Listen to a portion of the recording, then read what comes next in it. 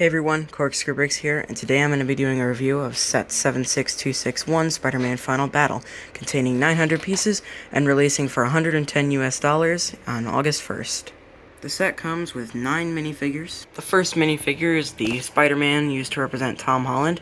This minifigure is pretty detailed, but it's nothing new. It came in the Sanctum basement from 2021 as well. And it includes a alternate head and hair piece, which is the same one that was used in the Far From Home sets, but it still looks pretty good. Next up is MJ, Michelle Jones, which isn't really anything special. The hair piece is not new, as it was also used in the Sanctum basement. It's a new figure technically because of this sweater, but it's a pretty detailed figure, and I like it, so it's good. Next minifigure is Ned Leads. I feel like this might be the worst figure of the set. The headpiece, I think, just doesn't really do him justice, and I feel like the hairpiece is definitely the wrong color, but I feel like the worst offense is the fact that the jacket is red instead of dark blue, which is just very inaccurate and would not have taken long at all for them to fix. So I'm not sure why they did that. The next minifigure is Doctor Strange. Again, not an exclusive figure. He's been in the Gargantua Showdown set, as well as a polybag that released earlier this year. He has a Minecraft cube with stickers on it for the box that they used, but it's not an exclusive figure. The next minifigure is Andrew Garfield Spider-Man, or just the Amazing Spider-Man on the box. This is probably my favorite figure of the set. I love the detailing on the torso, and it looks even better on the back. You can see that. They are all new pieces except for the legs, but are super uncommon still. So it's a really great figure, and he comes with an alternate head and hair, which is the Jim face from The Office, and I feel like that's a good pick. So, I feel like, yeah, this is probably another really good figure of the set, and probably my favorite. Next minifigure is Electro, who also takes the debate, might be my favorite minifigure of the set. I love the detailing on the torso piece, and the head is an amazing head. It uses the Falcon hairpiece from the CMF series, so no alternate face print, but I really like this figure. On the back, you can see that these are relatively new lightning pieces, and they also use a yellow infinity stone for each one to cap it off. There is some printing on the back there, but yeah, this might actually be my favorite minifigure of the series. Sorry, Andrew. Next figure is a very popular one, and I'm sure the reason that some people are buying this set, and that is the Toby McGuire Friendly Neighborhood Spider-Man minifigure. This one I feel like could have been done a little bit better. It's not super flattering in most lights, but if you angle it a certain way, the webbing actually looks really nice and silvery. So same goes for the back, where it's good printing, but it's even better when you angle it a certain way in the light, and you can totally see it much better than it kind of is. If you do get this figure, you're definitely going to want to try to not smear it, because that silver printing is probably some of the easiest to rub off. So if you want your Spider-Man minifigure to be intact, I'd say you might want to look into getting a case for this if you're not going to be displaying it on your set.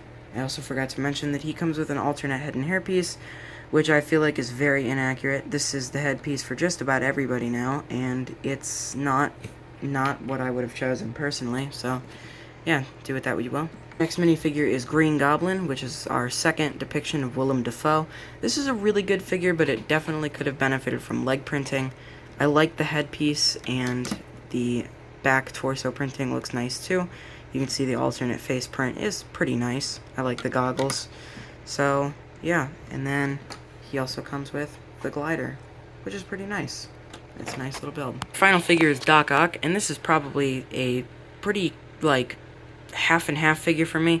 As much as I love the design and I like the arms and I like the face, I cannot get behind the color of the torso and legs. His suit has never been dark gray once. It was always dark green throughout the movie. You can rewatch it, and it always was. So I don't know why they did that. You can see the arms are on this Outrider back piece, and you can see that he has pretty good alternate face print. It's nice and smiley. So yeah, this is the last figure of the set, and it's good, but it's also bad in some ways, so I can't complain too much though. Taking a look around the full set, you can see that it is pretty big. There's a lot of different scaffolding builds, as well as a lot of these scattered throughout. These little engine pieces hold most of them throughout, and there's also a Sandman hand. You've got a very rubbery web to hold a cure for one of the villains. Opening the back of the Statue of Liberty head reveals a sticker that leads a portal to the Sanctum Sanctorum. And opening the top reveals space that you can also put your little Sandman hand in if you wanted. So you can just put that down in there and stick it somewhere. And then you can just close it right back up. You also probably have enough room to fit a minifigure up there. There's portal space so that you can take Doctor Strange and have him be coming out of his portal. The Statue of Liberty face is really detailed. Oh, my bad. Sorry. The Statue of Liberty face is really detailed, and I really like the use of the sausage pieces, which makes it very, very unique. There's also this little piece which is on a really little rolly plate, even though it doesn't really need to be. But it's nice. If you take a look into the Statue of Liberty head, you can see that there is some room in there. That's where the Sandman hand is. Overall, do I recommend this set? I'd say yes. I feel like it has a lot of qualities to it that are worth the $110 price point. But for some people who, especially people who follow price per piece ratio, will probably be deterred from this set since it only has 900 pieces for $110. I definitely feel like some of it could have been bigger, and overall a lot of the pieces went into the Statue of Liberty head.